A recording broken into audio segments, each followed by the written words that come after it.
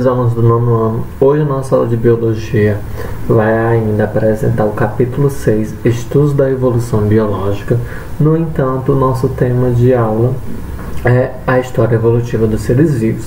E para isso a gente vai abordar a questão das famosas eras geológicas, certo? Como o nosso planeta Terra ele tem uma idade geológica, vamos dizer assim, dentro dessa idade o nosso planeta ele sofreu a ação de muitos agentes, certo? E esses agentes foram modificando tanto a questão de paisagens, territórios e selecionando, vamos dizer assim, as espécies que iriam viver em determinada região, né? E o tempo geológico ele foi dividido em intervalos maiores chamados éons, como o Arqueano, também chamado de Arqueozoico, o Proterozoico, o Fanerozoico. Há ainda alguns autores que colocam esses dois éons aqui como eras também, era Proterozoica e era Arqueozoica. Aí vai depender de cada autor, certo? E esses éons, né, eles foram divididos em eras, né, e essas eras foram divididas em períodos, e esses períodos foram divididos, né, em épocas, né, alguns períodos, certo? Então, a nossa aula vai ver alguns desses, vamos dizer, desses tempos, né, dessas eras, desses intervalos, e ver algumas características, alguns acontecimentos marcantes dessas eras, vamos dizer assim. O primeiro éon que a gente vai ver, que também por muitos é considerado uma era arqueozoica, né? Mas a gente vai falar como éon arqueano. Ele é marcado principalmente pelo resfriamento da crosta terrestre, certo? E à medida que o tempo vai passando, os primeiros organismos vivos vão aparecendo, principalmente algumas espécies de bactérias, algas e alguns organismos mais simples, né? Pouco é conhecido como era o ambiente naquele período, certo? No entanto, esse período ele é marcado por grande influência de erupções vulcânicas.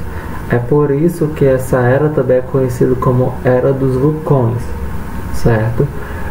Outras características como alterações significativas na crosta terrestre, claro, se está tendo erupções vulcânicas constantes e se também tem a questão do movimento das placas tectônicas, há possível sim alterações na crosta terrestre. A presença de minerais como calcário e grafite, formação dos solos mais antigos da Terra, como os do Brasil, Índia, Groenlândia, escudo báltico, África do Sul, Austrália Ocidental e Escócia, formação dos primeiros continentes da Terra e a intensa atividade geológica, beleza? O próximo éon, né, que também alguns chamam de Era Proterozoica,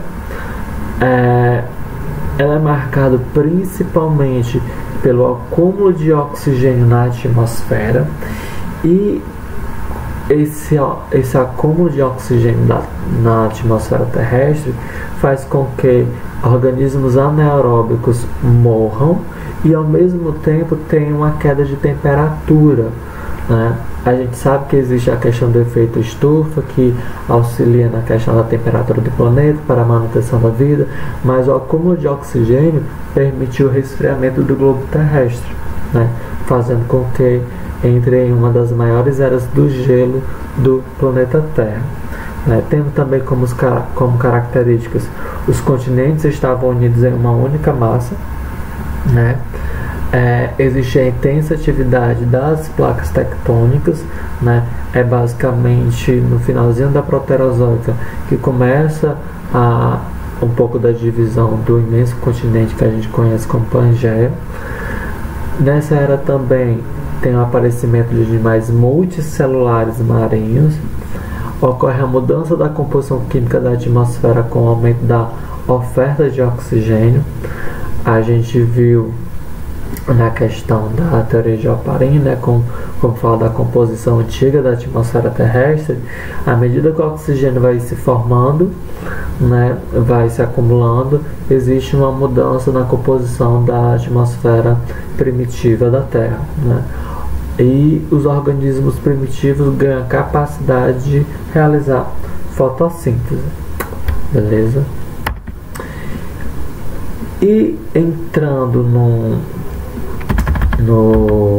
no éon fanerozoico, a gente vai ver essas três eras, ó, paleozoica, a mesozoica e a cenozoica, certo?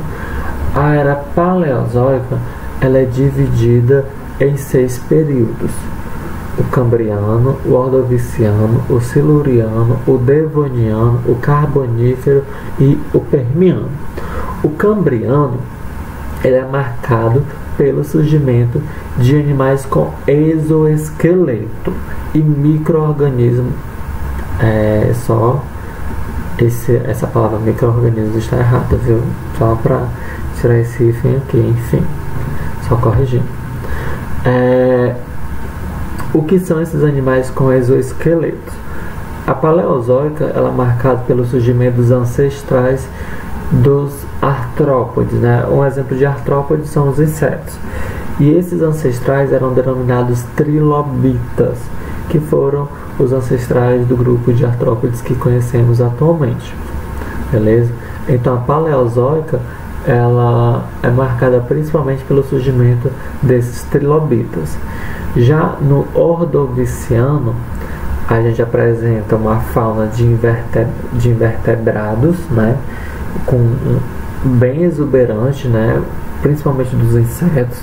A gente tem a presença de peixes primitivos sem mandíbulas e a questão da diversificação desses peixes. No siluriano, é marcado pela presença de peixes com mandíbulas. No ordoviciano não tinha peixes com mandíbulas. Somente no siluriano vem aparecer, né, esses peixes com mandíbulas, peixes de água doce. Tem também a questão da diversidade dos artrópodes, né, a presença de aranhas e centopeias, e começa a aparecer as plantas terrestres. No Devoniano é conhecido como a idade dos peixes. É nesse período que ocorre o refinamento da vida na Terra. O que é esse refinamento? Uma maior diversidade, mais adaptada às condições da vida na Terra naquele período, né?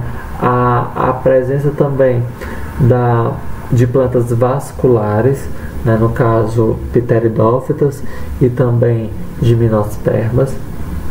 Temos também os artrópodes e os primeiros tetrápodes que habitavam em águas rasas. Já o carbonífero, lembra o nome carbono, eu tenho uma grande dispersão das gimnospermas naquele período, né? São plantas bastante compridas, como ancestrais dos pinheiros e araucárias. Nesse período também os répteis adquiriram a capacidade de reprodução e a vida na Terra, ou seja, naquele período já surgiam os primeiros répteis, certo? Como também surgiram moluscos, equinodermos e outros. Exemplo de equinodermos, a estrela do mar. Já no último período, que é o Permiano, já apresentou uma grande variedade de insetos terrestres e outros vertebrados, né? Invertebrados. Insetos são invertebrados, certo? E eu vou ter vertebrados que passam a habitar a Terra durante o período Permiano, ou seja, a transição desses animais que eram mais abundantes em um ambiente aquático, eles já passam a dominar o ambiente terrestre. A era mesozoica, ela é conhecida como a idade dos répteis.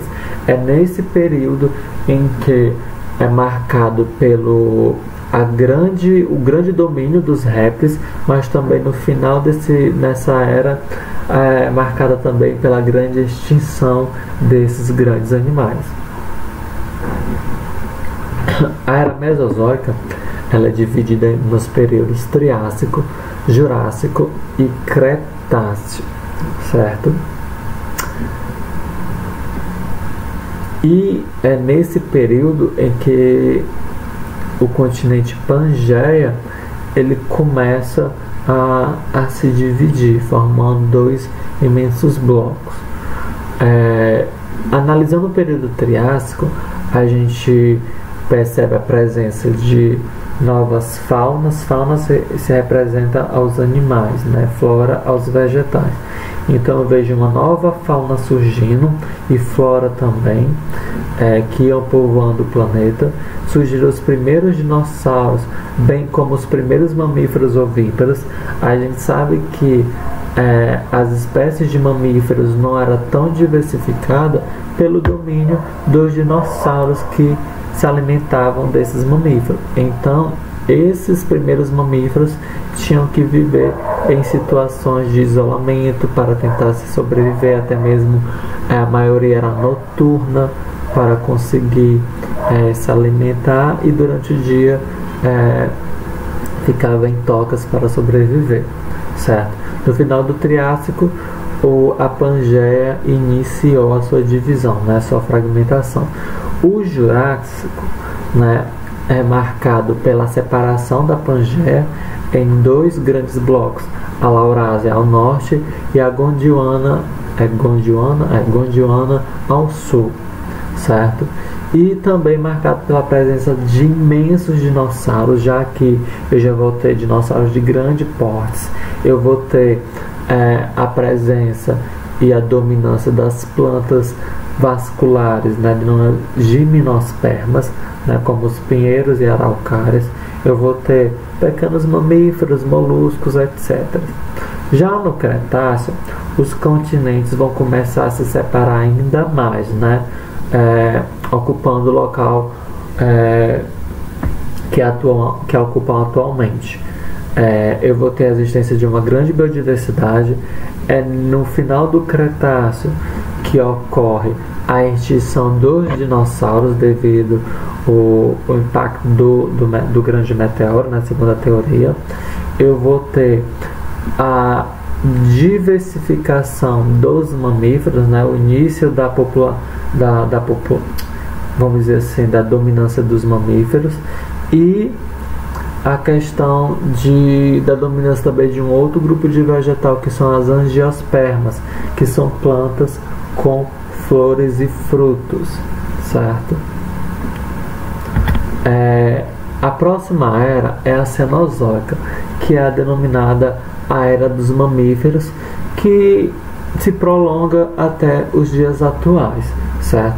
E ela é dividida em dois períodos: o período terciário e o período quaternário, certo?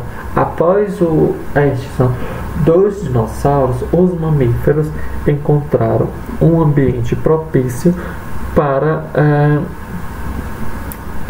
se reproduzir, conseguirem povoar o planeta Terra. No entanto, nesse período também existiam alguns dinossauros que sobreviveram, mas devido à mudança em que o planeta ia sofrendo, esses dinossauros os que sobreviveram foram entrando em extinção mesmo assim, né? Foram desaparecendo. O período terciário ele é dividido em 5 épocas. Primeiro, o Paleoceno. Nesse Paleoceno, a gente começa a observar o endemismo das espécies. O que é endemismo? Quando eu digo uma espécie endêmica de uma determinada região, eu estou me referindo a que determinada espécie só é encontrada nesse local. Então, nesse período Paleoceno, algumas espécies foram se isolando em determinadas regiões, formando o endemismo, ou seja, elas só eram encontradas nesse local. Temos o período, ou melhor, né, a época Eoceno. O Eoceno é marcado pela instabilidade das placas tectônicas, né, uma grande movimentação, atrito constantemente, terremotos, etc. Temos a época do Oligoceno. Eu vou ter um progressivo resfriamento do mar em algumas regiões, e é nessa época também que começam a surgir os primeiros primatas. E vem o Mioceno, né, que é caracterizado pela adaptação final das espécies marinhas, e o Plioceno, que é a época onde surge onde vem a formação do Mar Negro, o Mar Cáspio e o Mar de Aral. Já no Quaternário é dividido em duas épocas, o Pleistoceno e o Holoceno. O Pleistoceno é caracterizado pelo surgimento do ser humano. O Holoceno ele não chega a ser tão diferente, certo? Mas nesse período ocorre diversos períodos de glaciação, né? Se a gente fazer um paralelo, quando o filme A Era do Gelo, ele começa a se referir a esse período do Quaternário, né, no surgimento do ser humano, certo? E a questão da glaciação. Então, a gente fica por aqui, né? Então, vocês farão os exercícios presentes entre as páginas 318 e 321. Vou deixando meu forte abraço, um grande beijo, tchau, tchau, e até a próxima aula.